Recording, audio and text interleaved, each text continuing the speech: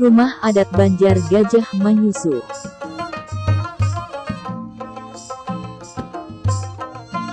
Rumah adat Banjar Gajah Manyusu merupakan rumah adat Banjar yang pada zaman Kesultanan Banjar menjadi tempat hunian atau tempat tinggal warit raja atau para kaum pagustian.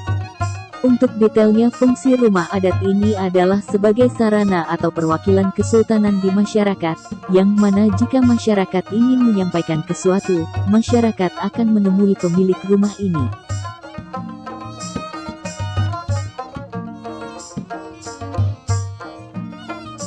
Ciri khas rumah adat Banjar ini adalah bagian depan menggunakan atap layar dengan ujungnya tumpul berbentuk perisai, atau disebut juga hidung bapicik.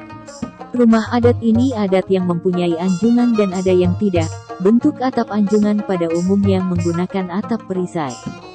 Pada zaman dulu jika rumah ini terdapat di sebuah kampung maka akan ada rumah adat balai laki sebagai pengawal atau penjaga pemilik rumah. Video dan sound, Rusman Effendi.